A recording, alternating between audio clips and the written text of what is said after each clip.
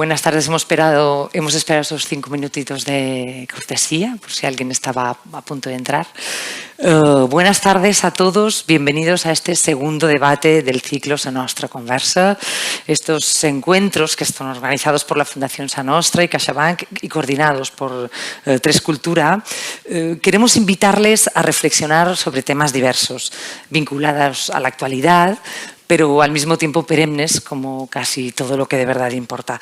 Hoy les proponemos hablar sobre ética y ciencia y una vez más queremos hacerlo desde el convencimiento de que en momentos como los que vivimos es muy necesario recuperar una escucha respetuosa, conocer las opiniones del otro, coincidan o no con las nuestras, debatir en resumen como ejercicio placentero, pero al mismo tiempo también estimulante para favorecer el enriquecimiento y el entendimiento mutuos. La filosofía, consideramos al menos nosotros, que constituye una herramienta fundamental para guiar a las sociedades de un pensamiento crítico, porque no siempre es fácil escuchar, requiere paciencia, respeto, valentía incluso.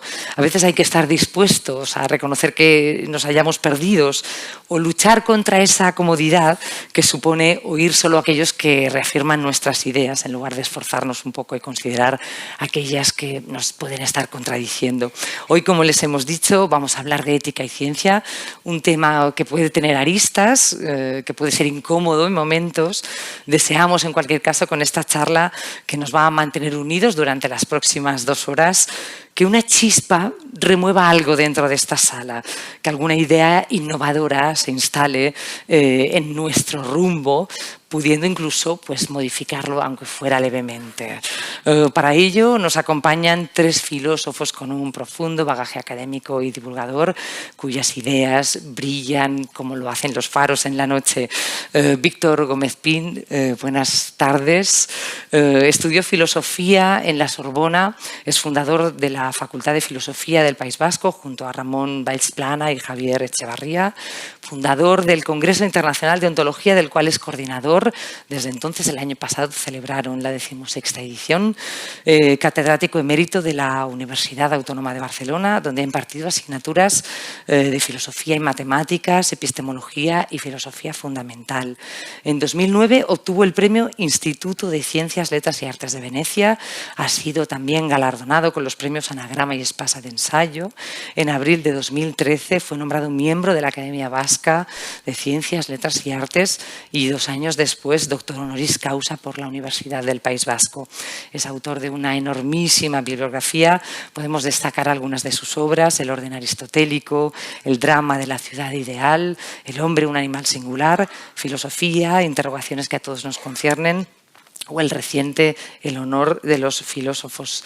Señor Gómez Pin, buenas tardes, muchas gracias por acompañarnos.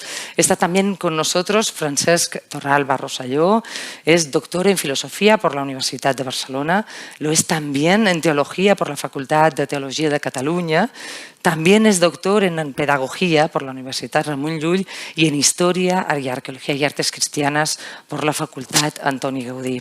Catedrático en la Universidad Ramon Llull, imparte cursos y seminarios también en otras universidades de España y América.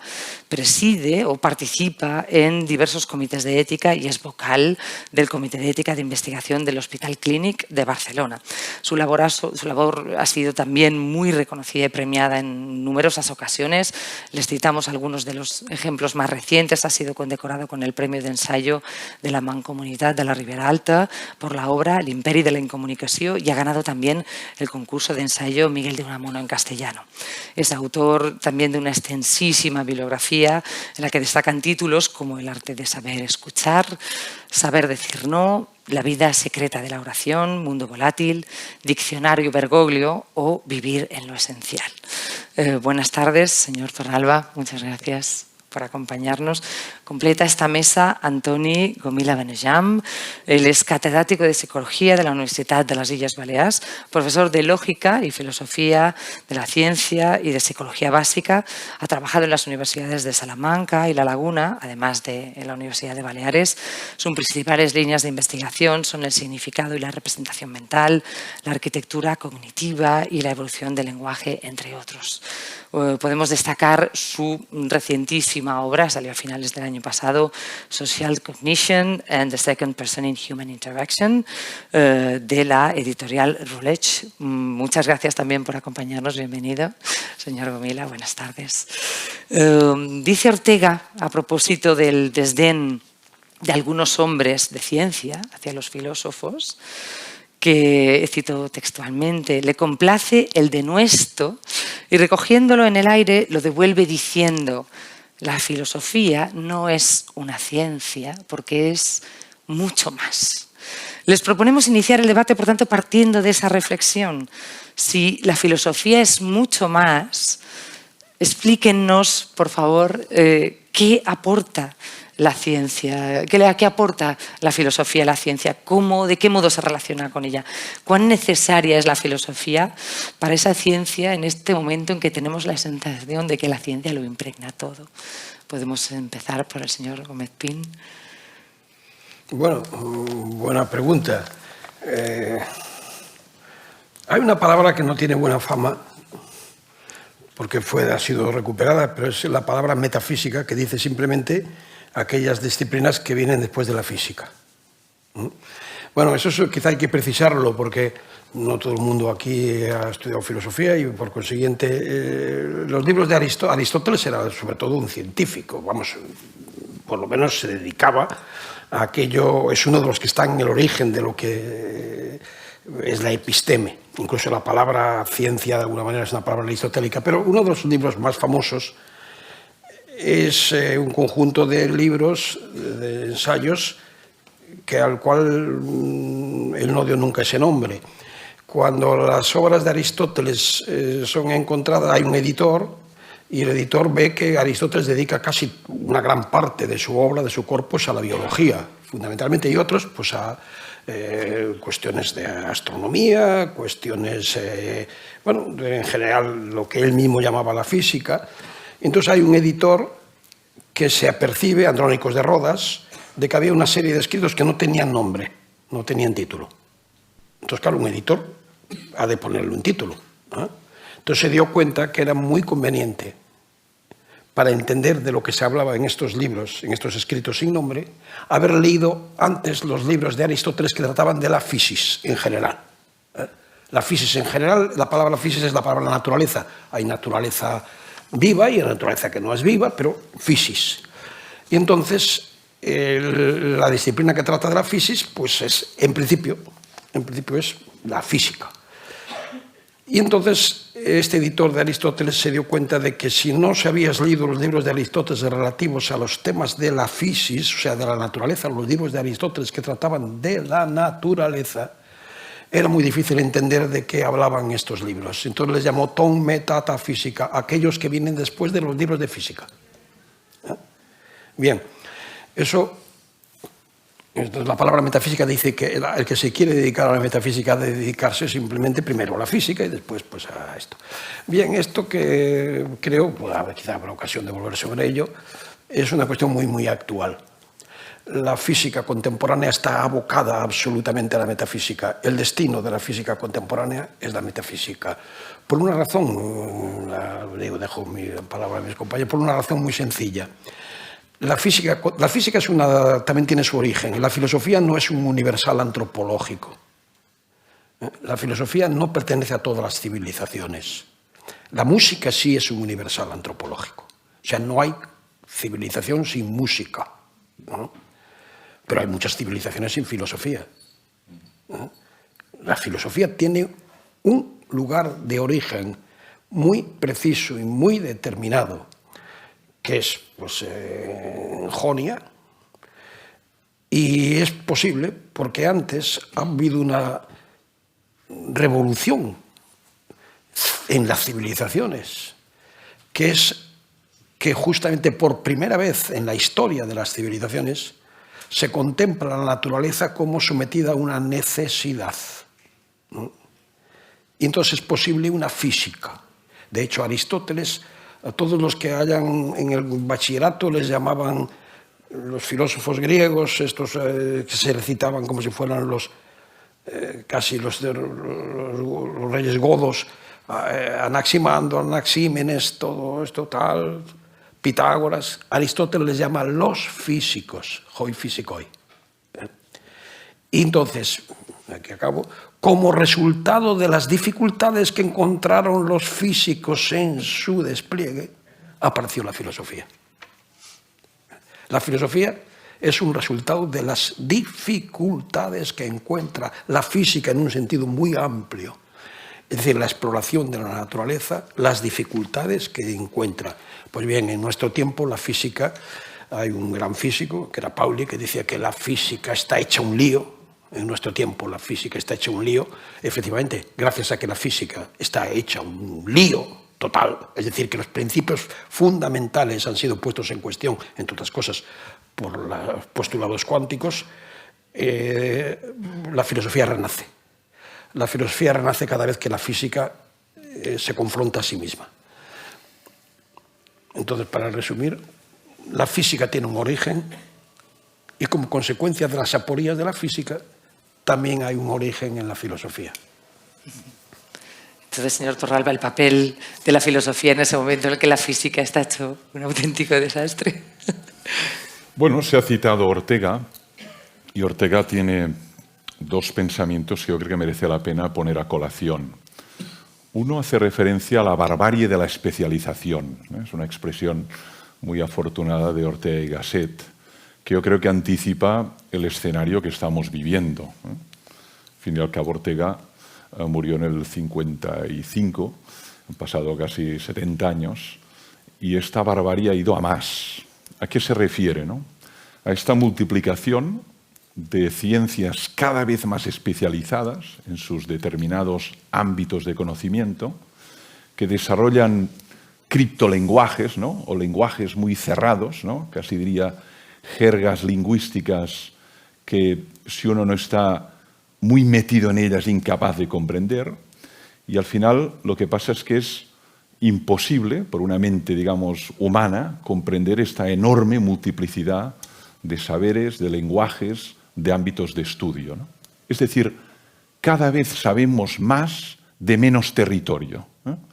Esas mentes que abarcaban, como Aristóteles decía ahora Víctor, ¿no? Desde la retórica a la ética, a la metafísica, a la biología y pues, todos los distintos saberes, o Leibniz, esto simplemente es algo que trasciende nuestra capacidad, ¿no? Quizá el último gran que intentó abarcar fue Hegel, con su gran sistema, ¿no? Ahora nos encontramos con fragmentos, una enorme capacidad de fragmentos, donde además la dificultad es establecer diálogo, ¿no? Porque cada uno de estos especialistas tiene un lenguaje tan cerrado, tan hermético, que si uno no ha sido iniciado en la neurociencia, o en la robótica, o en la inteligencia artificial, o en la biotecnología, pues simplemente no sabe ni qué debates se están planteando ahí. Entonces esto genera un gran problema, ¿no? Y para mí, una de las funciones que tiene la filosofía en este ámbito es intentar precisamente enlazar, crear esos puentes dialógicos donde sea posible identificar dónde están los problemas, dónde están los retos, qué consecuencias tienen para la población, intentar identificar dónde están los debates éticos, ¿no? Pero la barbarie de la especialización, que es la primera idea que quería reseñar de Ortega, yo creo que ha ido a más, se ha multiplicado y además es imparable, ¿no? Yo lo digo a mis alumnos en filosofía, hagan la experiencia de ir a una clase, aunque sea una, de un curso de matemáticas, ¿no? O de un curso de física. Y se sientan allí y están una hora, verán un profesor que llena 3 pizarras de ecuaciones y no van a entender nada. Dirá buenos días, si es educado, dirá buenas tardes al final, pero nadie ha entendido nada. Pero le puede pasar al mismo. Si un alumno de tercero de matemáticas entra en una, qué sé yo, sesión sobre Heidegger, ¿no? O Derrida, dirá, bueno, ¿y esto de qué va? Durante una hora, ¿de qué ha hablado este profesor, ¿no? Entonces aquí tenemos un problema enorme. Y la otra expresión va más vinculada a lo que decías. Dice Ortega, la filosofía no es una ciencia, y la frase entera dice, es una indecencia, porque desnuda la realidad, ¿no? Porque tiene como finalidad captar la esencia, lo oculto, por tanto, quitar el vestido y tratar de ver que hay en el fondo de la realidad, ¿no? En este sentido, tenía como una voluntad metafísica, ¿no? De ir de más allá de lo que aparece, de lo que se manifiesta, ¿no? Entonces, para mí, la obsesión de buena parte de la filosofía moderna es intentar adquirir el estatuto de ciencia, ¿no? Esto es desde Descartes a Husserl, ¿no? ¿Cómo y de qué manera tenemos que articular la filosofía para que sea reconocida como ciencia, ¿no? Husserl hablaba de strenge Wissenschaft, ¿no? Ciencia estricta, ¿no? Y yo creo que esto es una pretensión condenada al fracaso, ¿eh? Condenada al fracaso, ¿eh? Siempre hay algún tipo de presupuesto, de punto de partida que no se puede demostrar científicamente, lo que no significa que la filosofía no tenga una racionalidad propia, ¿no? Y que sea un juego de lenguaje propio y tenga un estatuto, ¿no? Pero para mí el drama es intentar siempre ponerla al lado de las denominadas ciencias experimentales para intentar mantener el mismo estatuto epistemológico. Y eso es un tipo de esfuerzo para mí condenado al fracaso y muchas veces que acompleja al filósofo, ¿eh? Y se queda en el terreno de la doxa y lo que dice deja de tener valor de verdad, valor de aletheia, ¿no? Pero para mí vincular estas distintas saberes y lenguajes me parece básico para intentar identificar dónde están los problemas y que la ciudadanía también pueda intervenir y aportar su punto de vista a estas cuestiones tan difíciles de dilucidar. Sí, estoy de acuerdo. Yo citaría a Habermas, tiene un artículo del final de los 80 que decía el filósofo como traductor e intérprete. Es decir, el filósofo como aquel que hace este esfuerzo de integrar saberes diversos, de superar la especialización, de explorar los problemas teóricos que plantean conceptos que pueden aparecer en la ciencia o que pueden aparecer en la experiencia humana o en el arte o donde sea, o en ciertos momentos puede ser en la música o en algún ámbito de experiencia humana. Esta forma de entender la filosofía es minoritaria entre los filósofos, hay que decirlo, ¿eh? Los filósofos o bien pretenden tener un conocimiento propio filosófico que captan por intuición. Los analíticos, por ejemplo, o algunos fenomenólogos pretenden que es posible fundamentar la filosofía como ciencia, como planteaba Francesc ahora mismo, ¿no? Y que tiene su propio método y se puede. Esto sería formas de filosofía pura, ¿eh? Seguro que has oído esta expresión de filosofía pura. Lo que estamos abogando es que que la filosofía pura no es la que nos interesa socialmente, ¿eh? Evidentemente tiene su espacio, quizá académico. La otra forma de entender esta filosofía pura, desconectada de los otros saberes, sería el que entiende la filosofía como historia de la filosofía, ¿eh?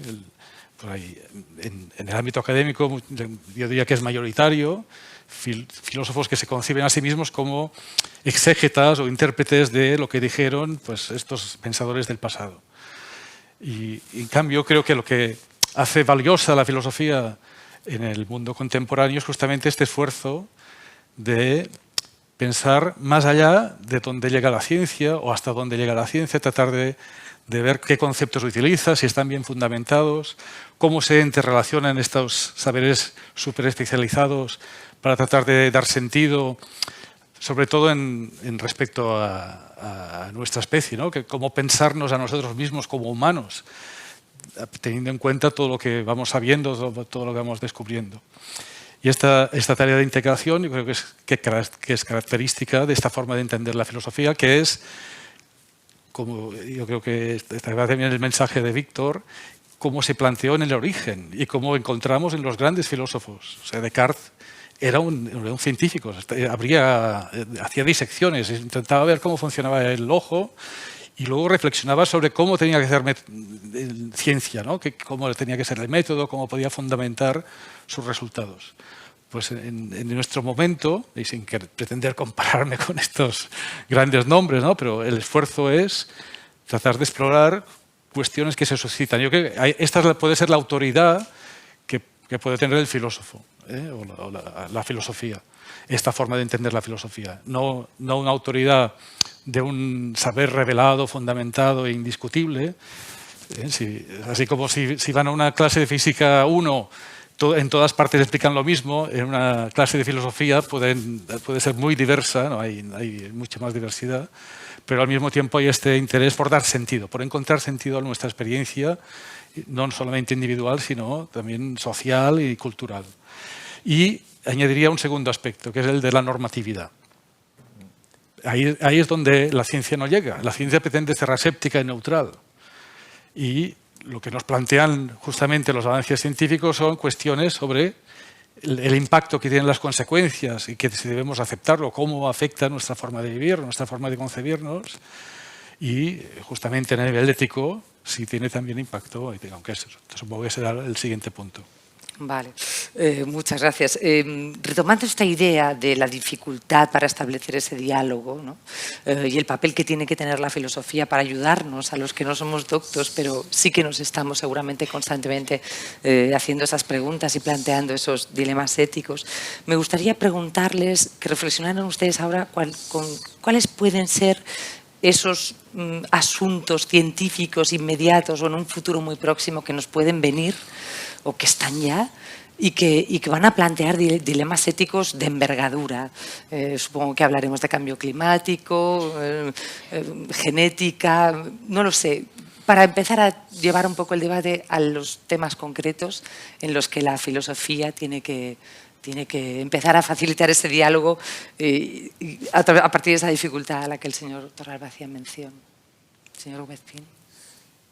Bueno, quizás habría que, totalmente de acuerdo, creo que hay un acuerdo en que la filosofía ni es una ciencia ni falta que hace que lo sea. Es decir, si la filosofía fuera una ciencia, sería un departamento de otros dentro de las facultades científicas.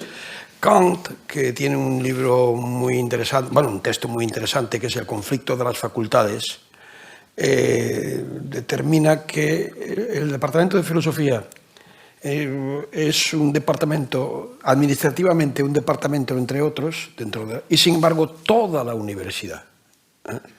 Es decir, el departamento de filosofía es aquel lugar en el cual, por así decirlo, aquello que se afirma en otros departamentos pasa por la jurisdicción de la razón más exigente. Pero la razón no es solo razón científica, obviamente. Eso no hace falta ser antes, obviamente. Es decir, que si los científicos que hoy se interesan por la filosofía, y hay muchos, de hecho, el Einstein final, lo que le interesaba, voy a intentar justificar lo que digo, era un problema estrictamente metafísico. Obviamente, cuando dan el salto a la filosofía, saben que han dejado la facultad de física.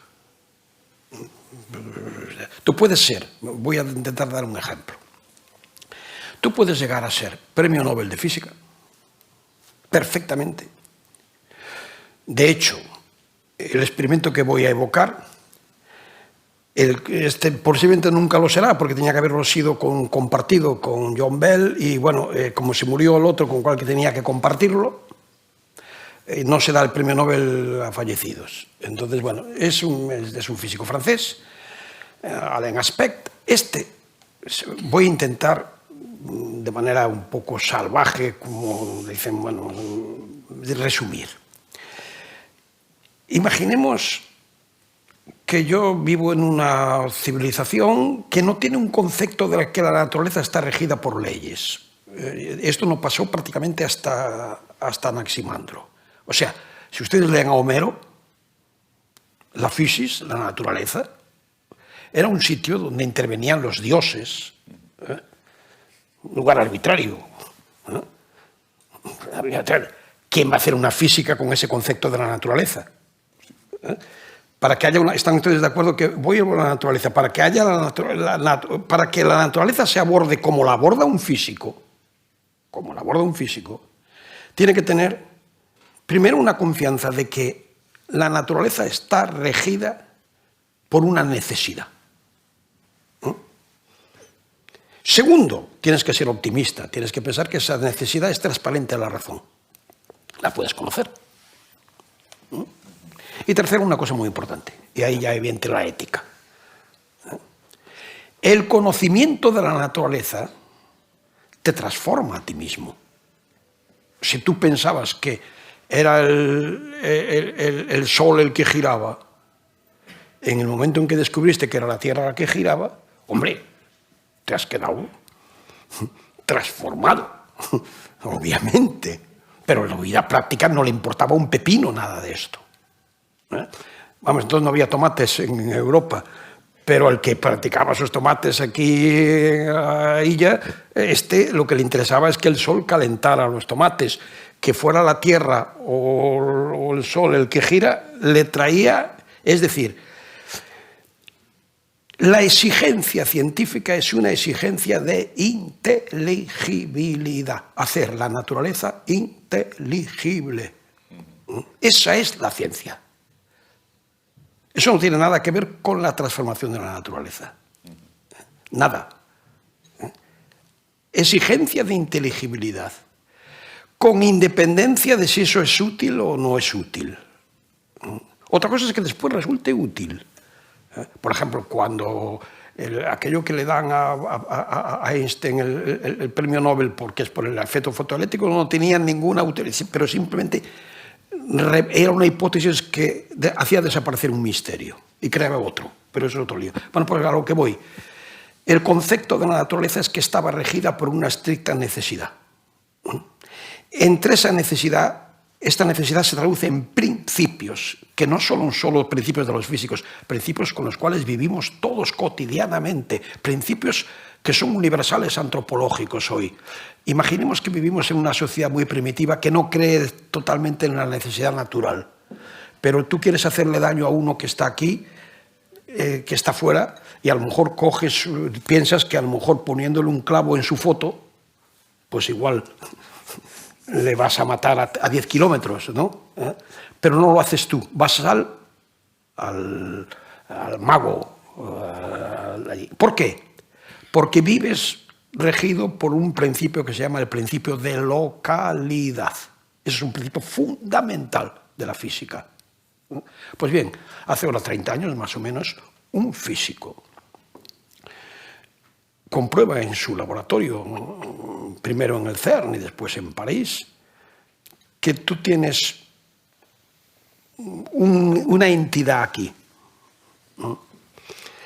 Le das, si quieres, un golpe, por decirlo así. Imaginemos que son dos gemelos. Dos gemelos, uno está en China y el otro está aquí. Le das una bofetada al que está aquí y la experimenta el que está allí. Esto se llama el experimento de Aspect, que venía a confirmar empíricamente venía a confirmar un teorema que era el teorema de Bell. Pues bien, esto es una de las subversiones mayores que ha habido en la historia de la humanidad. O sea, que la física hoy ponga en cuestión el principio de localidad, fíjense ustedes que los propios físicos no le llaman, no han encontrado otro principio. El principio de localidad es que yo, si quiero tener un efecto sobre usted, o bien muevo la mesa, o bien muevo la silla, o bien me acerco y le toco, o bien envío una piedra, pero tiene que haber una mediación, no hay acción a distancia. Eso es el principio. Parecía que la gravitación newtoniana era la acción a distancia, pero el propio Newton se quejaba de eso. Decía, no he logrado deducir de los fenómenos la razón de la gravedad, hipótesis non fingo, pero se quejaba. El principio de localidad es un principio universal de la vida. Pues bien, hoy en estos momentos los físicos constatan en el laboratorio que no funciona el principio de localidad y entonces no han buscado un principio alternativo. No existe el principio alternativo, se le llama la no localidad. Pues bien, la no localidad, esto que le des una bofetada a y lo experimenta aquel que está en China, ¿cómo se llama? Esto es un experimento con un fotón o con un electrón. Pero el caso es análogo. Esto es tan tremendo que pone en cuestión el concepto que tenemos de naturaleza y por consiguiente pone en cuestión el concepto que tenemos de aquello donde vivimos, ¿no? La naturaleza. Pues bien, lo que vuelvo a tu pregunta, perdona. Tú puedes ser premio Nobel, constatas la no localidad, te dan el premio Nobel y no llegas nunca y puedes perfectamente, como físico, a no plantearte esta reflexión que estoy ahora evocando aquí. Si pasas a evocar esta reflexión, y han pasado ellos, Eso no es que los filósofos les hayamos dicho, no. Yo en esto he tenido un poco la suerte de constatar, bueno, un congreso que yo contribuyo a la organización, que hace 30 años que se hace, y han participado 9 premios Nobel de física. Es un congreso de filosofía pura y dura, porque ellos mismos son los que están ahí. Entonces, ahí a precisar, la filosofía, efectivamente, como mis compañeros decían, no es una ciencia, ni puñetera falta que hace que sea una ciencia, pero es aquello que a lo cual la ciencia mismo apela cuando fallan ciertas cosas. ¿Y por qué apela? Por una razón, porque y entramos en la ética, el mito del Génesis. Adán y Eva lo que quieren es la ciencia. El árbol de la ciencia. Y efectivamente no obedecen. Estaba prohibido, es una buena metáfora. Estaba prohibido. Está prohibida la inteligibilidad. De hecho, la Inquisición a algunos le costó, iban a la pira, por decir que era el sol, que el crono giraba. Te podía costar. El mito de Adán y Eva ya es bastante significativo. Es bastante significativo. La filosofía es una cosa muy seria, pero creo que efectivamente lleva hasta las últimas consecuencias aquello que ya está en la base misma de la ciencia, que es el hecho de que el hombre es un ser de razón.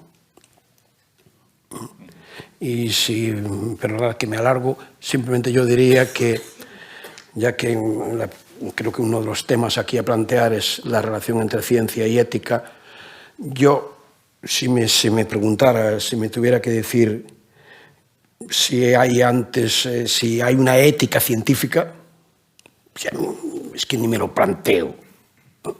Por una razón. Porque la ciencia es el reflejo de que somos éticos. La prueba es Bruno, que le cuesta la piel. Bueno, a Galileo no, porque estaba enchufado. O sea, hay ciencia porque el ser humano no se conforma con la subsistencia. Eso creo que está muy cerca de la ética. Si no te conformas con la subsistencia, ya estás manifestando un comportamiento ético. Y si quieres conocer sin que eso tenga consecuencias prácticas directas, pues creo que estás manifestando un principio de ética.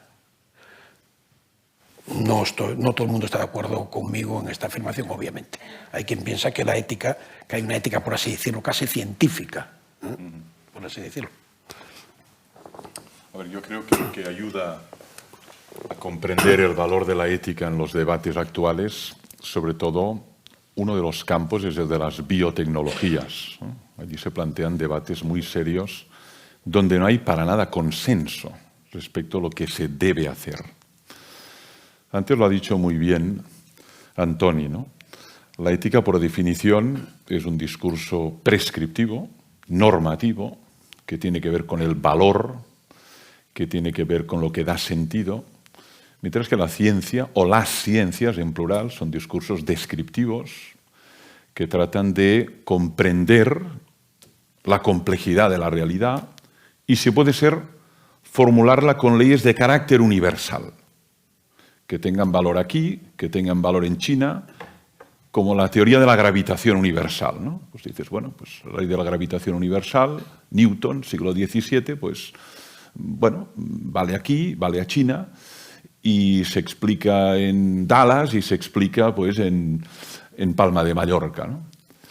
Por lo tanto, la pretensión es inteligir la realidad, comprenderla y poderla formular, si puede ser, con un lenguaje matemático, ¿no? Matematizar, que es la pretensión también de Descartes, que entendían los modernos, sobre todo, la matemática como la prima scientorum, ¿no? La primera de las ciencias, ¿no? En sustitución de la teología, porque durante el medievo la prima scientorum era la teología, ¿no? Sin embargo, lo que a mí me parece que pasa en la modernidad es que es la matemática, la ciencia príncipe, por su exactitud, su rigor, su capacidad de en definitiva, de apartar todo lo que es subjetividad y doxa, ¿no?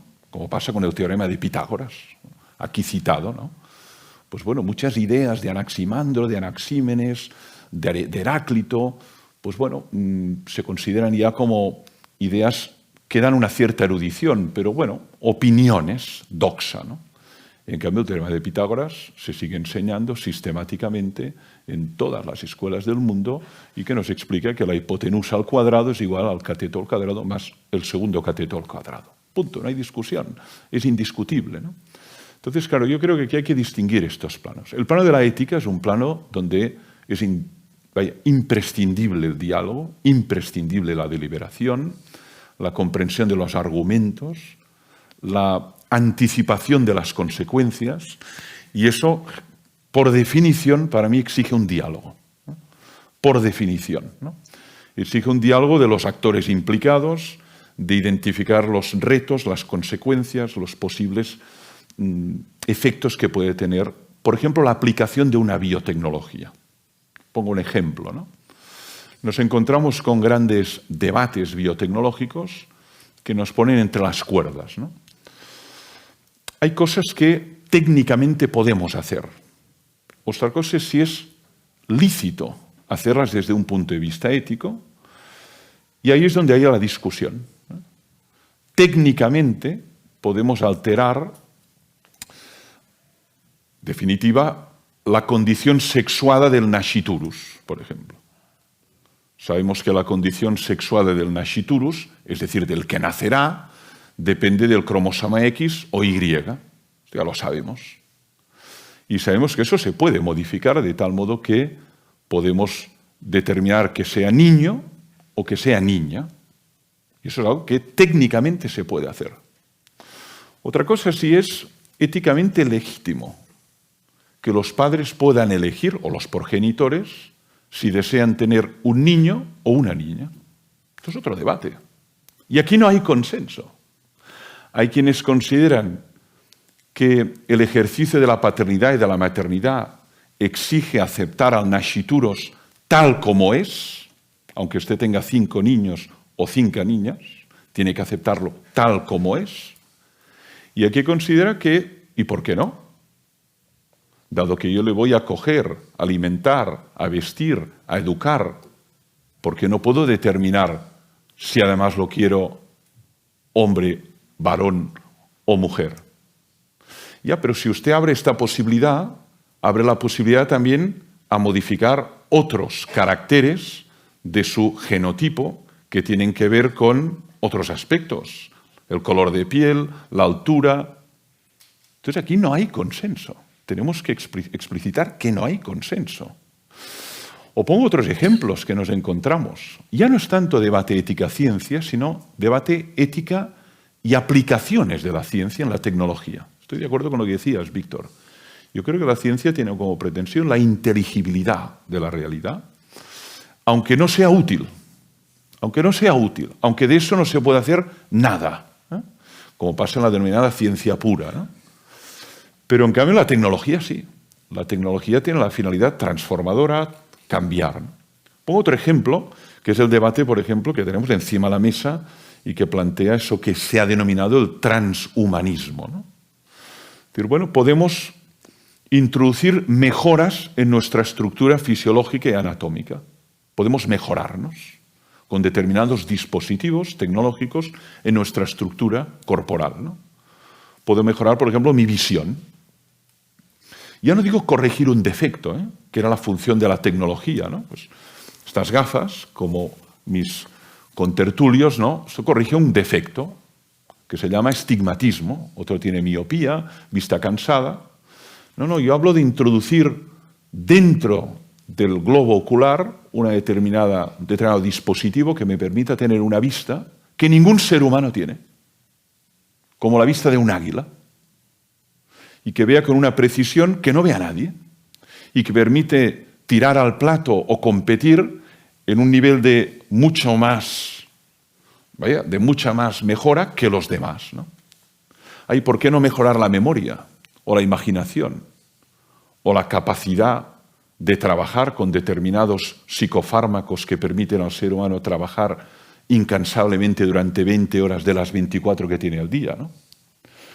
Aquí no hay consenso. O sea, la tecnología nos permite unas posibilidades donde cuando que nos dedicamos profesionalmente a la ética debatimos, no hay consenso. Y ahora ponía dos ejemplos muy concretos, pero eso se puede aplicar al campo de los transgénicos, al campo de la vida animal, al campo de la ecología, al campo del medio ambiente, al campo de la robótica, de la inteligencia artificial, ¿no?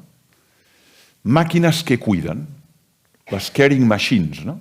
Bueno, en Japón hay muchas máquinas que cuidan ancianos. Bien, esto técnicamente es posible y además hay mercado. La pregunta es ya, ¿pero esto éticamente es lo deseable? Cuando uno tiene 85 años, ser cuidado por una máquina. ¿O lo deseable sería ser cuidado por un ser humano? Estas son las preguntas que se formula la ética. Y por eso a mí me parece que sí que es imprescindible. Ahora estoy de acuerdo. No hay una ética, estricta ciencia. Lo que hay son discursos más o menos fundamentados, más o menos legítimos, y en este debate es imprescindible el diálogo. Nadie tiene la verdad en exclusiva cuando hablamos de estos debates. Probablemente, señor Gomira, esos debates de los que usted estaba hablando, en los que no hay consenso, pero que efectivamente plantean dilemas éticos de suma trascendencia, la evolución histórica en esos debates entiendo que también debe ser importantísima, porque antes también nos hemos encontrado seguramente en situaciones similares que ahora ya hemos superado, ¿no? Porque, por ejemplo, hablando del transhumanismo, que es un ejemplo maravilloso para ello, también se puede, por ejemplo, considerar, ¿no?, que pueden permitir al hombre dar un paso de gigante en su evolución, cuando al mismo tiempo también efectivamente pueden, como el propio señor Torralba decía respecto a esto, que plantean un dilema importantísimo sobre la identidad de la persona, porque claro, introducen en él mejoras, bueno, llamémoslo cambios mejor, sustanciales, ¿no? Señor Ungela. Ciertamente la frontera, digamos, entre la filosofía y la ciencia, en esta continuidad, se ha ido modificando. Y esto es muy claro en perspectiva histórica, pero incluso recientemente. O sea, se plantean nuevas cuestiones que no se habían planteado antes, por eso a veces nos encontramos sin guía. Y en ciertas cuestiones sí que hay antecedentes, pero otras tienen que ver justamente con los nuevos desarrollos, nuevas teorías, nuevos desarrollos tecnocientíficos, que estos desarrollos basados en los avances científicos. A veces parece que el consenso va emergiendo y puede dar lugar luego a una regulación jurídica.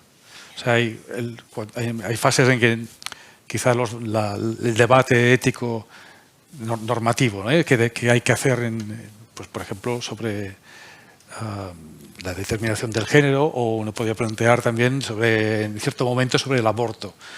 Fue muy abierto, pero llega un momento que la sociedad puede llegar a un consenso. Ahora, el último ejemplo en este sentido será la eutanasia, que empezó la regulación el año pasado y ha habido, pues, ya algunos casos de algunas personas que han pedido poder, digamos, tener ayuda médica para acabar con su vida.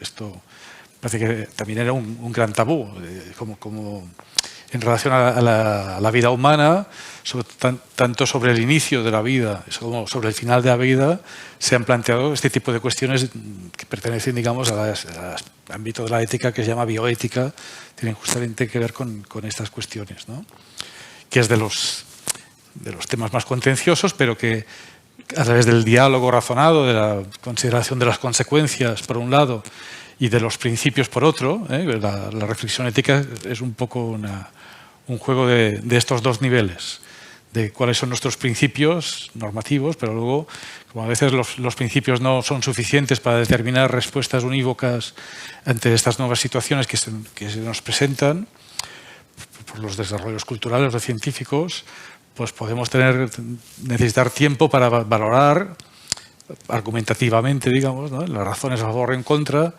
de la forma de encontrar nuevos equilibrios o imaginativamente encontrar nuevas soluciones que puedan satisfacer estos principios más generales de no matar, por ejemplo, que luego en cada caso tienen que ser precisados, y siempre luego vemos que hay, ¿no?, contextos en que pueden aceptarse excepciones o no pueden interpretarse de otro modo, y que realmente no hay un caso de una muerte o de causar la muerte, sino de dejar morir, o en fin, este tipo de sutilezas justamente de la reflexión filosófica.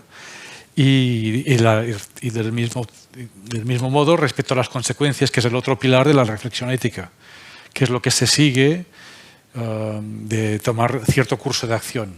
O sea, si encaja respecto a nuestros principios, pero luego qué consecuencias puede tener, y optar por las consecuencias que sean mejores, en el sentido que también tenemos que aclarar. Hacer lo mejor es lo que es más útil, se decían los utilitaristas del siglo XIX, o lo que causa más placer, o que causa menos dolor, o que es mejor para la mayoría. En fin, eso también es un ámbito de la reflexión y de la discusión ética, digamos, en cómo justificamos las normas que aceptamos, por un lado, y cómo las aplicamos a casos concretos, cómo resolvemos los conflictos, cómo negociamos formas de solución a casos particulares, ¿eh? Y esto era un poco... podríamos poner... Bueno, Francesca ha citado una lista, se podría añadir algunas más, pero obviamente este es un núcleo central de la reflexión ética promovida por los avances científicos. Obligan a repensar situaciones que antes no se habían contemplado. Centrado sobre todo en estos de bioética, con respecto a la roboética, o el impacto de la inteligencia artificial. Yo diría que no ha tenido todavía el mismo impacto social los debates que se pueden plantear ahí. No sé si seguro que han oído hablar del plan de resiliencia y transformación, ¿no? Porque se ha presentado como 6 o 7 veces, y ese plan propone como un objetivo central de la utilización de este dinero que va a llegar de Europa como una especie de maná, aunque ahora con la guerra no sabemos si va a llegar, no sabemos los detalles, ¿no? Pero uno de los objetivos era promover la digitalización y el avance de las tecnologías de la informática, de la inteligencia artificial y derivadamente la robótica, ¿eh? Es que ha hecho referencia a este ámbito de la robótica de los cuidados, que es un ámbito que la Comisión Europea lleva financiando al menos 10 años. Hay un montón de proyectos e intentos de crear robots que puedan... Y es algo que ha pasado un poco de forma mucho más rápida que en el ámbito de la bioética, la reflexión sobre si debemos aceptar y en qué condiciones la eutanasia, por ejemplo, o el aborto, o el divorcio, yo qué sé, este tipo de cosas que ahora ya están reguladas o aceptadas, despenalizadas, digamos, ¿no? Por ejemplo, el gran tema con la inteligencia artificial hace 20 años se basaba en programas inspirados en la lógica. Pero en los últimos 10 años, todo este tema creo que le he oído hablar de los Big Data, de las técnicas basadas en manejos de grandes cantidades de datos por redes de ordenadores con potencia limitada, consiguen cosas que antes con el otro sistema no conseguían. Por ejemplo, estas tecnologías de reconocimiento de voz, no sé si tienen en el móvil el Siri, por ejemplo. Este tipo de tecnologías se basan prácticamente en programas que tienen acceso a todo lo que se ha dicho en los últimos 150 años. Recogen todos esos usos lingüísticos para tratar de encontrar los patrones que pueden permitir anticipar o seguro que están utilizando el Google en algún momento, el buscador de Google se basa en estas tecnologías. Está en todas partes. Pero esas tecnologías nos controlan. Tienen información sobre dónde estamos, sobre qué queremos, sobre qué buscamos, qué gastamos, dónde lo gastamos. Y esa información es valiosa y se convierte en dinero, se monetiza. Esta es la terminología. Y esto se nos ha colado, digamos, un poco irreflexivamente. Entonces, ahí también tenemos espacio para ver hasta qué punto nuestra privacidad es importante, hasta qué punto debemos ser conscientes de lo que hacemos al aceptar normas de uso, contratos de uso de programas informáticos, o nos descargamos aplicaciones alegremente, pero ahí estamos cediendo parte de nuestra intimidad y de nuestra privacidad, de forma un poco a la ligera, ¿eh? Pues quizá también hay un espacio para la reflexión ética. A veces la reflexión ética sobre la robótica, la inteligencia artificial, parece más inspirada en las películas o los libros de ciencia ficción. que bueno, puede tener su interés, pero donde está el negocio, digamos, donde está el impacto, está más bien en este ámbito. Entonces ya empieza a haber movimientos de gente que sale de Facebook o se da cuenta al menos de que su vida tiene un valor económico para estas grandes empresas, que son las que se han capitalizado, se han vuelto las más poderosas del mundo. Y es porque nos tienen ahí enganchadillos. Algo para reflexionar, pero invitaría luego también a la participación del público en esto. No, yo antes de para no cambiar de tema por si la pregunta, si quisiera puntualizar algo. Tú señalabas una frase, recuerdo que hace unos años en el Palau Macaya de Barcelona, un debate en que alguien dijo que uno de los participantes: moriremos acariciados por una máquina. No me acuerdo quién era, creo que era uno de los que... Bien, esto es un destino, por así decirlo. Esto plantea un enorme problema. Porque claro, más allá de los aspectos prácticos, voy a ver si utilizo una pequeña analogía. Hace un año provocó cierto escándalo el hecho de que un millonario americano dejara su fortuna de $5 millones a un perro. A su perro. Dejó $5 millones a su perro. La persona a cuidado del perro, la encargada de gestionar la herencia, esto fue un hecho bastante comentado. Sí. Después ha habido otros, pero bueno, el primero siempre crea precedente. La persona encargada de gestionar la herencia, que era una señora, reconoció que tenía mucho cariño a ese perro, que sabía que el amo tenía todo el cariño, que era el ser que más quería, pero que no se veía muy bien cómo interpretar, dijéramos, los deseos y las conveniencias del perro para gastarse $5 millones. Es obvio. Bueno, no sé cómo acabó la cosa, pero yo pregunto, en estos momentos hay una máquina, hace un año, hay una máquina que se llama AlphaFold 2 que ha llegado a hacer una previsión increíble, es decir, ha llegado a prever. Hay una cosa muy importante en medicina, que es realmente cómo se pliegan las proteínas. Y entonces, esta máquina ha llegado a hacer una previsión que llevaban 30 años los científicos y no conseguían hacer la previsión. Entonces, hay una máquina que ha hecho la previsión. Interesantísimo, entre otras cosas, porque si la previsión es negativa, pues esto puede haber de enfermedades degenerativas, etc. Desde el punto de vista práctico, nada que objetar. Ahora, imaginemos que esta máquina lo que no se sabe... Prever no es explicar. Prever no es explicar. Por ejemplo, justamente la teoría de la gravitación newtoniana hacía previsiones magníficas, pero no explicaba nada, entonces porque era inexplicable, porque partía de una base falsa, que era la existencia del vacío. Entonces, por eso la gravitación einsteiniana viene a poner las cosas en su sitio y no solo prevé, sino que explica. Con lo cual, este AlphaFold 2 no ha explicado su previsión. Pero cuidado, ninguno, por lo menos algunos que yo he consultado, que se dedican a esto de la inteligencia artificial y tal, no excluyen que pueda ser posible que en un tiempo la máquina que ha hecho esa previsión además te explique perfectamente.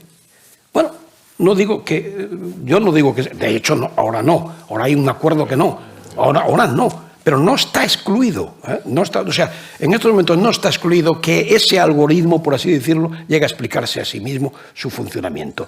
Yo no lo sé, obviamente, pero supongamos que así fuera. Estaríamos dando un paso tremendo. Ahora supongamos que yo convivo con esa máquina y que me ayuda en mi vejez. Entonces mi prodigiosa fortuna se la lego. Y entonces hay un sobrino mío que protesta y dice cómo este hombre le ha legado una máquina en vez de legármela a mí, y va al juez. El abogado de la máquina puede perfectamente llegar a decirle no está excluido. Esto que digo no es ciencia ficción hoy, pero cuidado, desde el momento en que ha sido capaz de prever el pliegue, puede desplegar. Explicar es desplegar, justamente. No se sabe. Entonces, el abogado de la máquina puede decir, pregúntele usted a mi defensor, a mi defendido, Y la máquina puede llegar a hacer una cosa bastante impresionante. Otra cosa es que sea ficticia y sea pura sintaxis, que es lo que dice un filósofo de la ciencia muy importante, que es John Searle. Pero será difícil saber si es sintaxis o ya hay semántica. Puede llegar a decir, sí señores, yo he recibido esta herencia y la voy a utilizar al servicio de la razón. La razón de los humanos y la razón de las máquinas. Y hasta prohibiendo los animales, si quieres. Es decir, que ahí se está dando un salto en el cual esto de que tú aludías, que moriremos acariciados, por lo menos cuidados por una máquina, pero si la máquina llega a tener cierto nivel de sofisticación, va a ser muy difícil responder a esta pregunta fundamental si la razón es forzosamente animal. El hombre era un animal racional. Animal, después racional. Tú ya estabas aludiendo a que nos están ya sugiriendo que más allá de tus gafas, muy útiles, pero que no había pensado que te transforme, podemos llegar, y que, bueno, a ser entes en parte maquinales cada vez más. Pero si además ya no nosotros, puede haber una máquina, bueno, por llamarle así, que ya no tiene nada de biológico en su origen, que puede ser un ser racional. Y este cambio, o sea, Aristóteles decía animal, racional. Puede llegar a decir racional y después animal o no. Sí, sí. Animal o maquinal. Claro, tú eres escéptico al respecto. Sí, sí. Creo que este es el ejemplo de este tipo de cuestiones que son más de ciencia ficción. Estamos muy... No creo que se plantee. Es diferente de lo otro, de si es deseable que nos cuide una máquina o un robot. Porque en lo que ya existe son estas focas robot que simplemente se mueven un poquito, están aterciopeladas, pero digamos que les damos a nuestros hijos muñequitas y no veo que sea un cambio radical ahí. Y aprovecho para hacer una matización también sobre una ampliación de qué va la ética. La ética, la pregunta de Francesc era si es deseable algo, pero la ética también estudia si algo es permisible o si algo es obligatorio o está prohibido. O sea que a veces algo puede no ser deseable, pero puede ser permitible o permisible. No tenemos por qué prohibir algo, aunque no sea lo mejor. A veces podemos aceptar como una solución de compromiso. Y lo que hemos vivido el año pasado, con la pandemia, es gente que ha muerto sola. Sola. No digo que hubiera sido mejor en esa situación que tuvieran al menos la compañía de algo que les acompañara. Pero la situación, tenemos que ser conscientes de cómo estamos ahora, de que dejamos morir solos a gente, en fin, vamos, aislada. Yo creo que eso ha sido gravísimo y si tenemos alguna forma de suavizar eso, en situaciones extremas, evidentemente, obviamente es más deseable que haya atención personal y que haya contacto físico. El contacto físico yo creo que también es una lección de la experiencia de este confinamiento. Nos falta contacto físico, no solamente relación cara a cara, sino también tocarnos. Es algo que nos aporta. Y esto en las tecnologías sintéticas, bueno, hubo un intento de hacer prostitutas, robot, quizá menos conocido que estas robot cuidadoras, pero en Corea la prostitución está prohibida y hay todo un mercado de muñecas, digamos, pero en lugar de muñecas hinchables, de robot que interactúan verbalmente y están hechas de un material, digamos, más aterciopelado. Bueno, también lo podemos preguntarnos, ¿esto es lícito? ¿Es apropiado? ¿Es adecuado? Pero quizá la pregunta es si es deseable, pero quizá no suponga que tenga que ser prohibido, que sea inaceptable. Quizá no es deseable, que no sea deseable no quiere decir que haya que rechazar eso absolutamente. Uno de los principios tradicionales de la ética es el del mal menor. Y a veces nos cuesta optar por el mal menor porque los dos son males. Y hay quien, ante una opción así, se ve incapaz de elegir. Pero recuerdo la película esa, La decisión de Sophie. No sé si recuerdan, una mujer a la entrada en el campo de concentración le piden que elija entre uno de sus dos hijos gemelos. Si no elige, los matan a los dos. y la mujer elige. Ese es el mal menor. Mejor que viva uno que no beba ninguno.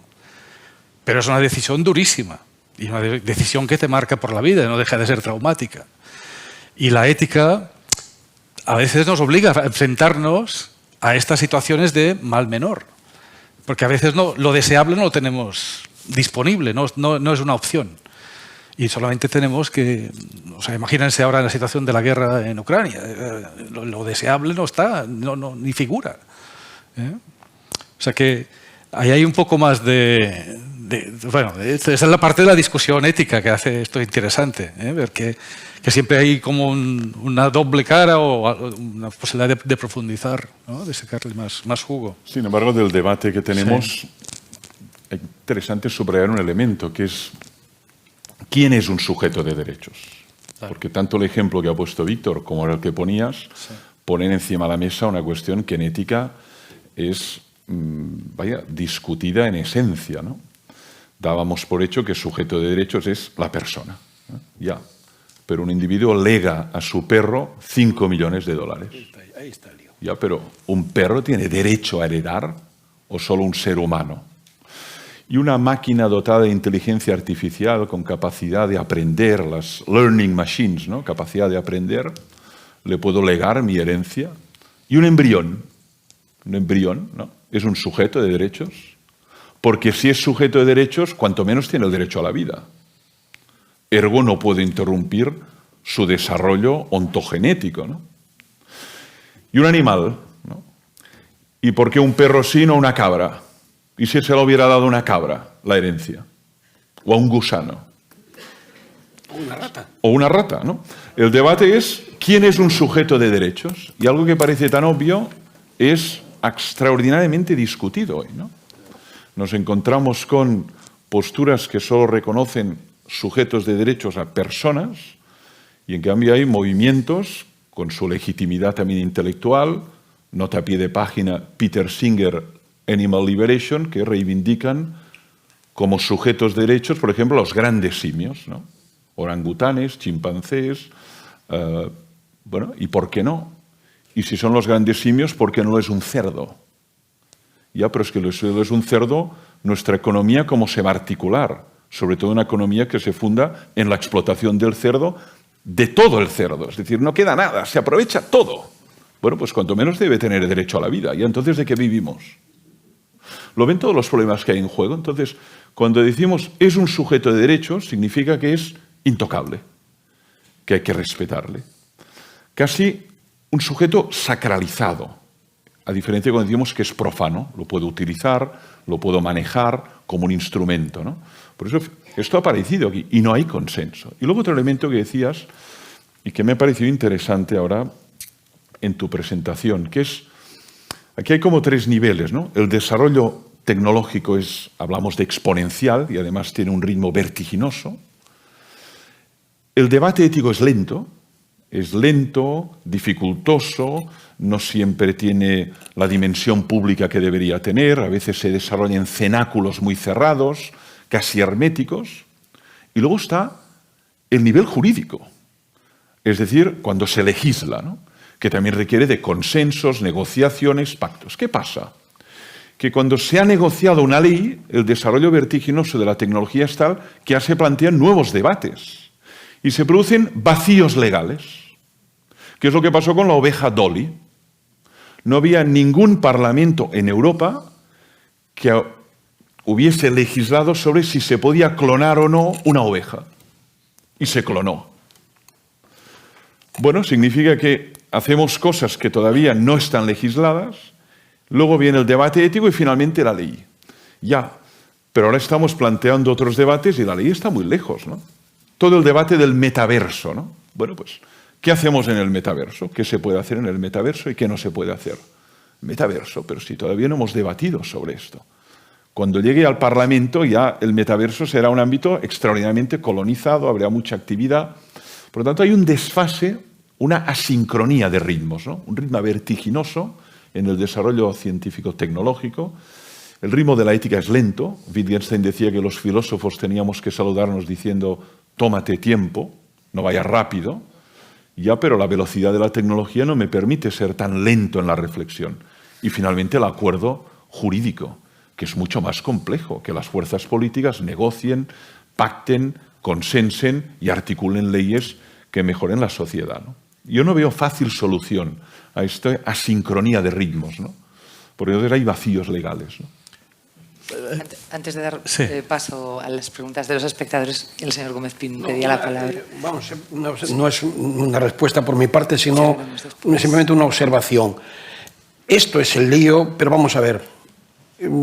Perdonen que haga por una vez referencia, dijéramos, un poco del clan de los filósofos. Este es el problema al cual se enfrenta Kant, fundamentalmente.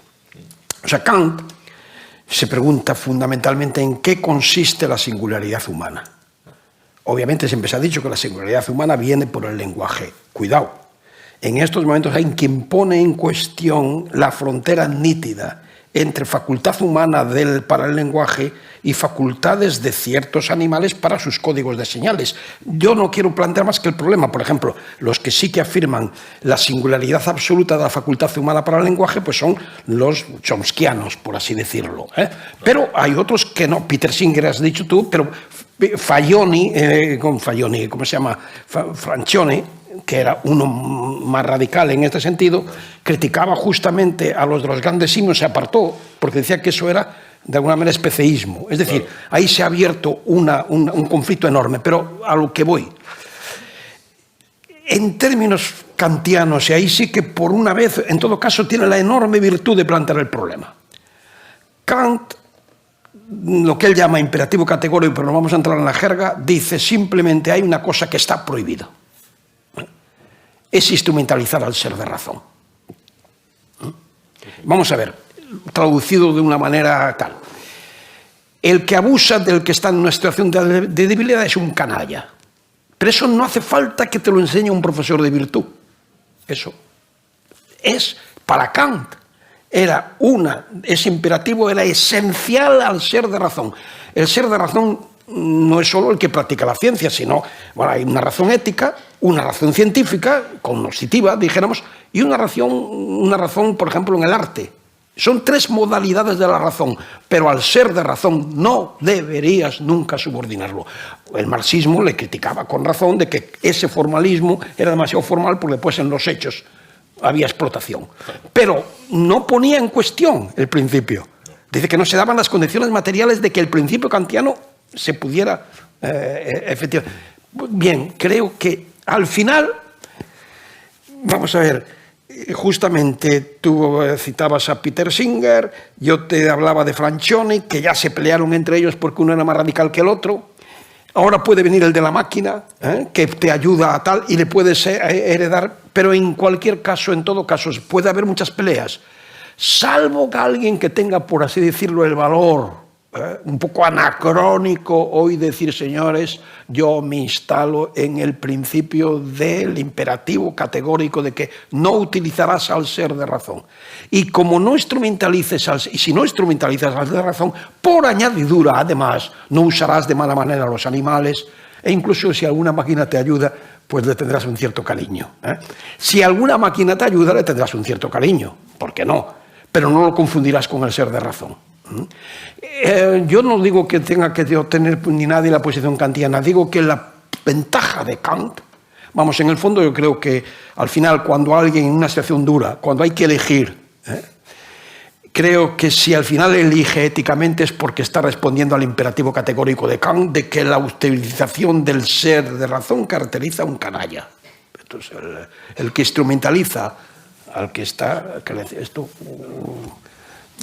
Última intervención antes el tema de es que es un ser de razón. Claro, el problema Aquí es está la cuestión. que como el mundo está lleno de canallas, quiere decir que seres de razón, tal como los concibe Kant, son la excepción. El problema, por eso es que Kant está muy bien como ideal, pero la realidad es más darwiniana. Pero el que toma la decisión que tú abocabas... Sí. Al final, la tragedia, solo el ser de razón es un ser trágico. Sí, sí. La tragedia es una consecuencia. Bueno, de hecho, la tragedia griega es siempre un paradigma Es una elección que te pone en esta cuestión. Es decir, yo he hecho que al final el viejo humanismo, el viejo humanismo, digo el viejo humanismo porque hoy entre animales que tienen muy cercanos a nosotros y máquinas que ya nos dicen que van a pensar como tú y como yo, es decir, bueno... Pero yo soy escéptico. No, tú serás escéptico y yo también, yo soy más que escéptico, yo me enfrento a eso, pero yo puedo ser escéptico, pero no todo el mundo es tan escéptico como tú y como yo, es decir, en estos momentos te puedo asegurar que hay gente que ya, bueno, es más, se dice el pecador pero no el pecador, a un gran pensador sobre este asunto, afirmar que incluso el problema kantiano del arte está resuelto porque en estos momentos efectivamente incluso la creación y está convencido de que hay creatividad por entes maquinales. Bueno, a mí me parece simplemente, yo personalmente, pero yo no estoy aquí para defender mi persona, pero que el problema se plantea, yo estoy quizás más radical que tú en que... Pero ¿a qué se enfrenta esto? ¿A qué resucita ahí? El viejo problema del humanismo. Al final. Pero también es un buen ejemplo de cómo los que hacen los códigos, y quizá por pasividad del público, pero son los interesados en el desarrollo de estas tecnologías, que es lo que está pasando en la roboética, en el pacto de la inteligencia artificial, es que la normativa europea, la normativa está en manos de las propias empresas que desarrollan, que dicen que ellos se pueden autorregular. Pero es ilustrativo también un poco de cuál es la posición de la ética, de cierta impotencia, porque lo que nos guía normalmente la acción es nuestros intereses. Y la ética pone un poco en límite o entra en conflicto con nuestros intereses. Y no todo el mundo es capaz de frenar sus intereses o de decir, no, esto no tengo que hacerlo. No, si puedo pedir 2.000 euros de alquiler ahora a esta gente que no tiene más ingresos, es igual, yo los voy a pedir porque si no los va a pagar un extranjero y tal. Este tipo de canallas, digamos, es lo que... Y acabas encontrando una justificación más o menos moral de por qué, si no lo hago es que soy tonto, ¿no? Este tipo de cosas. Y eso en lo que nos encontramos es que la ética tiene al final es una necesidad, plantearnos las normas y qué debemos hacer, ¿no? Qué es lo correcto. Pero muchas veces lo que vemos es que encontramos subterfugios o bien para no afrontar lo que deberíamos hacer o para justificar lo que realmente queremos hacer y pasarlo como ético, como justificable. Y yo creo que este es un añadido más, digamos, porque tampoco podemos... Lo que quiero decir es que no podemos tomar como si fuera transparente la reflexión ética. A veces puede estar motivada por intereses. Esto es lo que quiero señalar. Bueno, vamos a pasar a las preguntas del público. No sé si aquí delante tenemos una persona. Vamos a esperar a que llegue el micro porque como se está grabando toda la intervención, así las preguntas también podrá oírlas todo el mundo. Aquí delante hay una persona, por favor. Comentamos aquí. ¿Sí? ¿Luego hay alguien allí? Perfecto, muy bien. Por ahí he visto otra mano. Yo, justo al hilo de lo que tú estabas diciendo, hay un tema en el que he pensado mucho en los últimos tiempos, justo ahora lo estabas tú comentando, ¿no? Y es que creo que en los últimos años la ética ha perdido mucho terreno por los intereses particulares y por la economía. Y se han creado como muchas éticas diferentes, ¿no? Por ejemplo, con el tema del medio ambiente, pues los pensamientos, a lo mejor en China, no tienen nada que ver con la ética que se plantea en Europa y en toda Europa tampoco es la misma, ¿no? Y siempre en nombre de la ética, pues como que se da la vuelta y la parte económica le está comiendo terreno. Tú antes hablabas de Google y de muchas cosas que no son éticas y lo sabemos si seguimos a Kant. Porque es verdad que Kant es muy claro con el tema de la moral y el deber y todos sabemos lo que está bien y lo que está mal como principio. Pero el tema es hasta cuándo aguantará la ética ese estirón, ¿no? Y creo que las nuevas tecnologías, y no hace falta ir a cosas muy grandes, simplemente eso, Google o el metaverso o los videojuegos o el uso de las imágenes, no hace falta irse a la ciencia ficción del futuro, están estirando y estirando y estirando continuamente, ¿no? Y también comparto contigo lo que dices, es muy habitual y se está creando mucho, justo gracias a las redes sociales, esa subética particular, ¿no? De Facebook es el que manda y el que rige la moral y lo que está bien y lo que está mal, pues bueno, si me sé justificar y sé vender y hay 4 que me dicen que tengo razón, pues a mí ya me vale, ¿no? Y se pierde ese punto de vista del humanismo puro y duro. Bueno, no sé si me he explicado muy bien. Sí. Ahí yo lo que diría es que estos desarrollos tecnológicos, sobre todo lo que tiene que ver con pantallas, es que generan un ámbito de experiencia nuevo, que también tiene tradición filosófica, ¿no? Desde el mito de la caverna, esta confusión de la realidad real con la realidad de las imágenes que nos crean un mundo virtual en el que pues, a veces es más fácil tener control, o que no pasen ciertas cosas, en donde no tengamos conflictos, podamos evitar conflictos, o podamos presentarnos bajo una luz positiva, que es lo que ocurre justamente en estas plataformas, que uno se transforma, retoca sus fotografías o dice que está haciendo algo para proyectar, ¿no? Y genera una gran presión social, sobre todo entre los jóvenes. Pero el mensaje es, tenemos que entender por qué enganchan estos desarrollos técnicos, por qué son tan poderosos, qué es lo que nos ofrecen como consumidores al final de estas formas de comunicación, para poder, el primer paso, entender por qué tienen este poder de tracción, de convencimiento, ¿no? La segunda parte es complicada, como siempre, ¿eh? El esfuerzo de ser ético, de cumplir con el deber o de entender las limitaciones, esto yo diría que sí que es transversal en cualquier ámbito, ¿eh? A mí me parece muy importante tu pregunta, ¿no? Que la única solución es crear órganos de deliberación ética, ¿no? Hay buenos ejemplos de eso. Desde el año 76, que se creó el primer comité de ética asistencial en Europa, que se creó en Barcelona, en el Hospital Infantil Sant Joan de Déu. Hoy no hay gran hospital que no tenga un comité de ética asistencial y que evalúe cuál es la mejor solución frente a un problema de final de vida, de situación crítica, donde no hay claridad respecto a qué es lo que debemos hacer, ¿no? Y aquí hay una metodología y un comité interdisciplinar que emite un dictamen. Y yo presido 5, por lo tanto conozco muy bien estos comités y la función que hacen, ¿no? Eso también lo tenemos en servicios sociales, ¿no? Y sin embargo, en el ámbito de las tecnológicas, eso no existe. Es decir, uno tiene una aplicación, ve que hay un nicho de mercado, la pone en funcionamiento sin evaluar, bueno, ¿y qué consecuencias va a tener eso? ¿Qué tipo de ludopatías? ¿Qué tipo de dependencias? ¿Qué tipo de síndromes de abstinencia va a generar eso en adolescentes, jóvenes?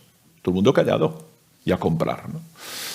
Quizá porque, como decías tú, Antoni, no interesa. ¿Cómo voy a poner un órgano aquí que me haga de conciencia crítica de que ese producto que vamos a tirar al mercado, que tendrá mucho éxito, es negativo o no es bueno para los jóvenes y adolescentes?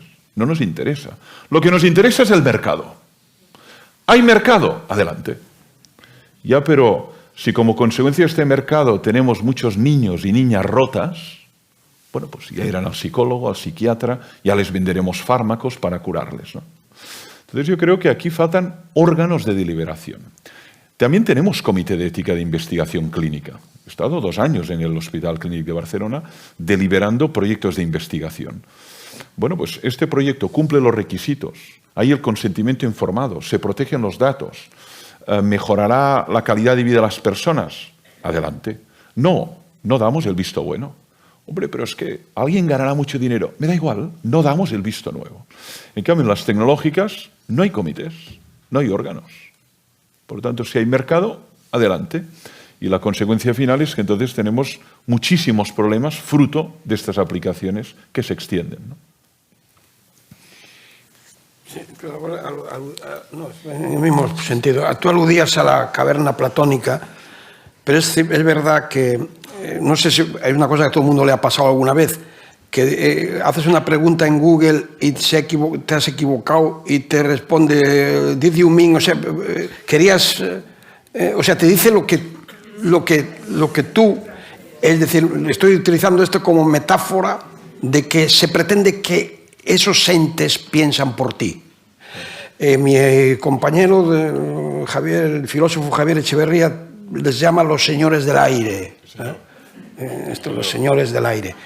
Estos señores del aire, cuidado, ya ni hay que pensar ya en seres humanos concretos, aunque después lo encarnen, porque efectivamente si ellos pusieran en cuestión el sistema ese, bueno, serían liquidados ellos mismos también de alguna manera. Es decir, que estos señores del aire tienen una especie de...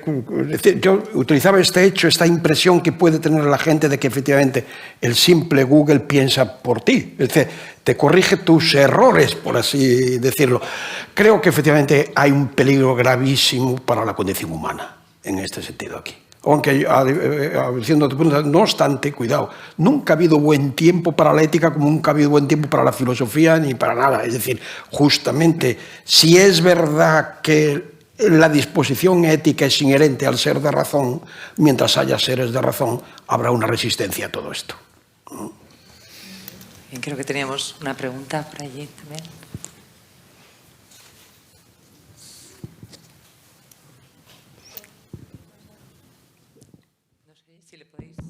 Sí. Vale. Se ha hablado de conocimiento científico, se ha dicho que hay otros tipos de conocimiento, se ha hablado de arte también, y quería preguntar por el conocimiento místico, por el hecho interreligioso y todo esto, como que parece que ha desaparecido del debate, pero lo intuyo entre líneas un poco, o a mí me parece que sería como un contrapeso. Gracias. Muchas gracias. Bueno, porque el debate es ética y ciencia, ¿no? Si fuera diálogo interreligioso o ecuménico o Dios y la ciencia, el famoso libro de Jean Guiton, pues probablemente habría ido por otros derroteros del diálogo, ¿no? Pero en cualquier caso, también en el diálogo interreligioso o intercultural, los dilemas éticos también están omnipresentes allí, ¿no? Y por lo tanto también es necesario diálogo para tratar de esclarecer qué hacer cuando hay actitudes, formas de vida, formas de indumentaria, formas de interacción entre hombre y mujer que son muy distintas en virtud de los distintos credos religiosos, ¿no? Hans Küng hablaba de la necesidad de una ética mundial, ¿no? Eine Weltethik, decía, una ética mundial que pudiera poner al menos los elementos comunes a las grandes tradiciones religiosas y espirituales de la humanidad, y a ello se dedicó los últimos, bueno, casi más de 25 años de su trayectoria como teólogo, ¿no? A elaborar esta ética mundial. Otra cosa es si esto es posible, si es legítimo o si es muy naif pensar que de las distintas tradiciones, desde el budismo al taoísmo, al judaísmo, al cristianismo, podemos identificar algunos valores compartidos esenciales o algunas normas comunes, ¿no? Esta es la pregunta, y Hans Küng dice que sí, bien, y Metz también dice que sí, ¿no? Pero lo que observamos es que hay formas de actuar, de proceder, ritos, costumbres, hábitos muy distintos y en ocasiones muy opuestos, ¿eh? Entre los distintos grupos credos, ¿no? Pero claro, el debate era ética y ciencia, ¿no? Si hubiera sido ciencia y religión habría ido por otros derroteros. Por eso yo al menos me he abstenido de entrar en ello, ¿no? Pero a propósito de tu pregunta, por eso he hecho esta reflexión breve. La mística tiene...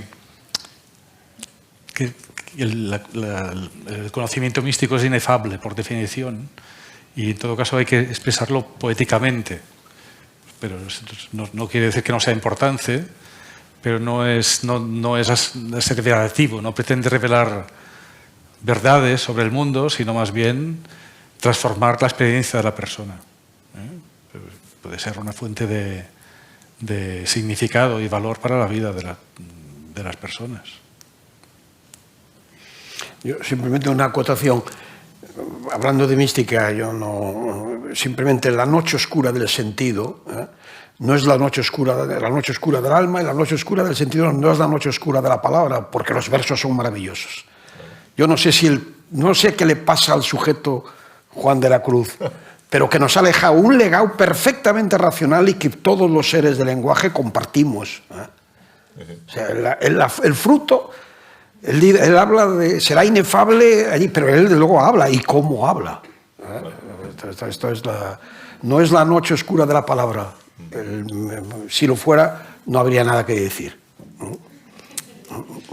Estamos además para arrojar aún más luz. Creo que hay alguien en el fondo de la sala que también quiere hacer una pregunta.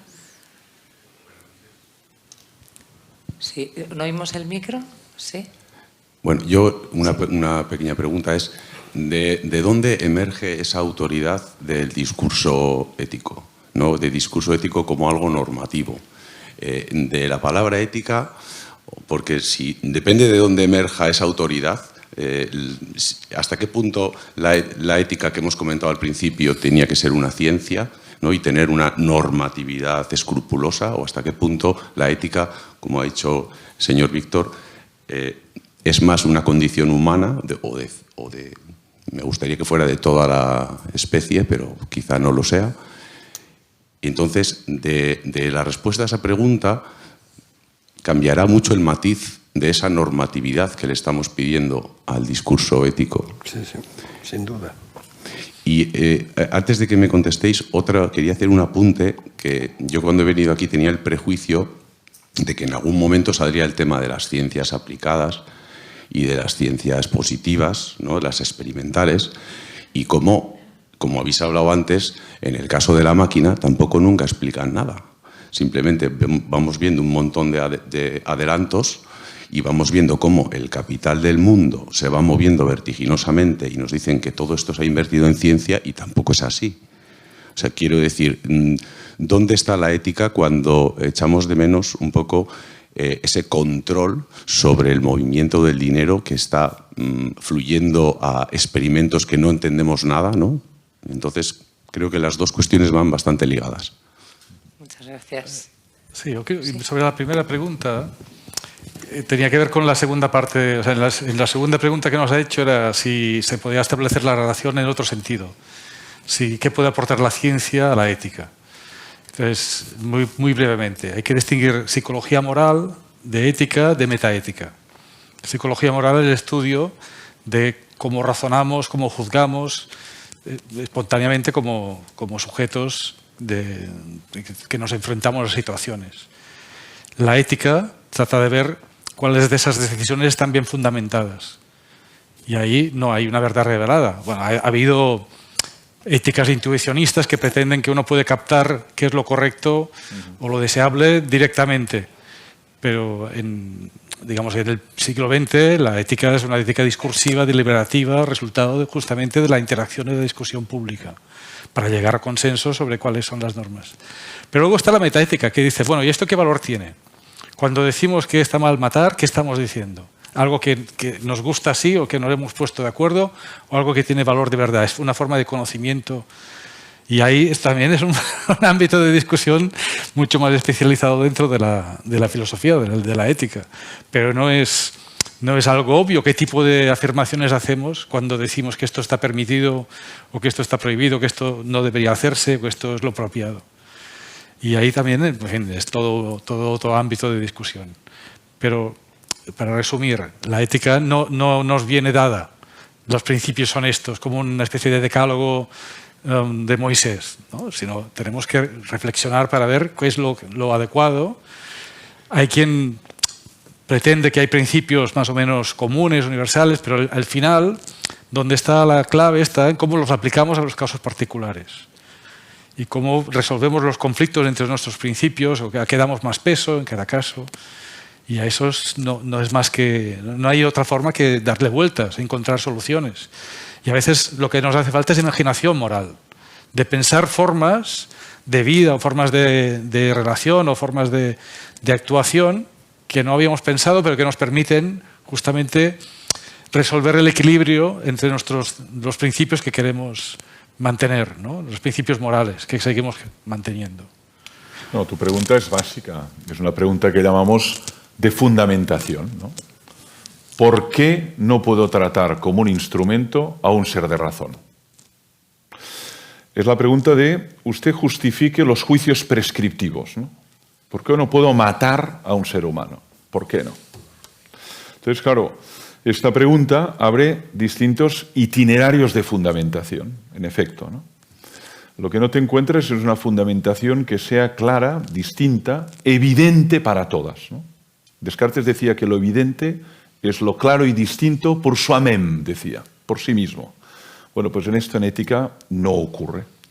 Lo que pasa es que hay una fundamentación kantiana, sí, y muy seria, pero aún así uno puede identificar dónde están las fragilidades o los presupuestos antropológicos de Kant y discutirlos, ¿no?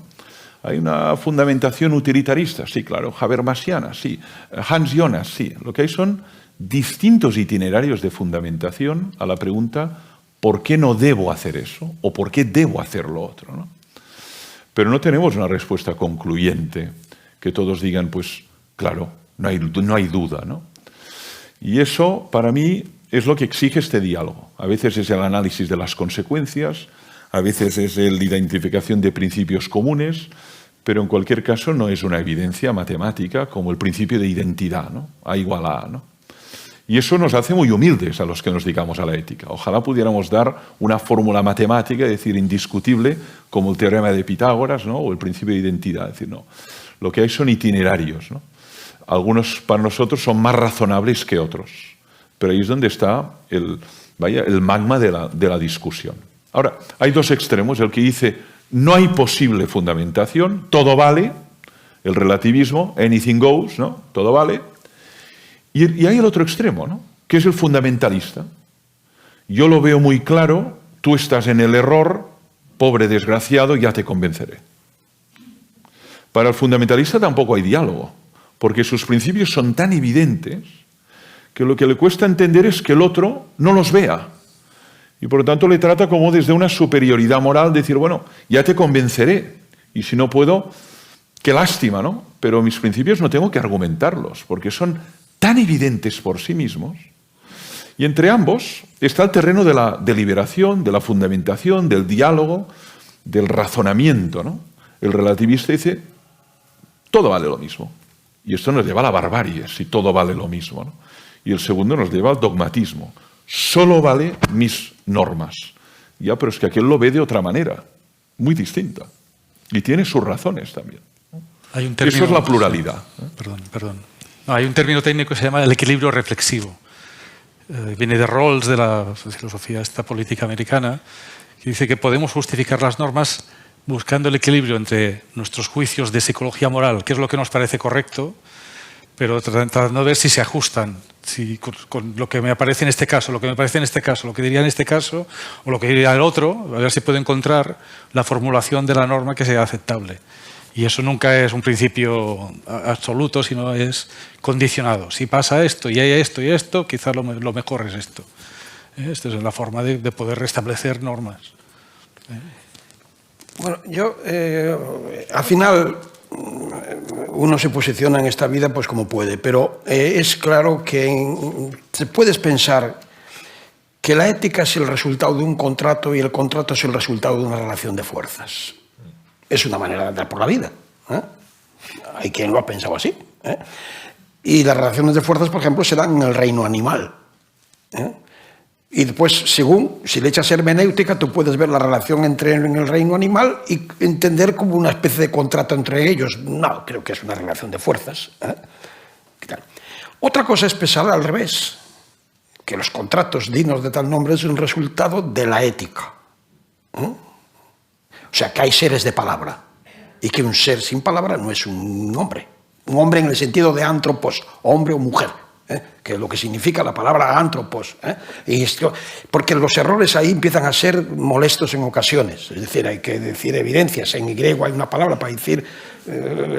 Aquí hace 3 semanas se prohibió una conferencia en la universidad sobre el tema. Bueno, o sea, vigila con lo que dice. En todo caso, es decir,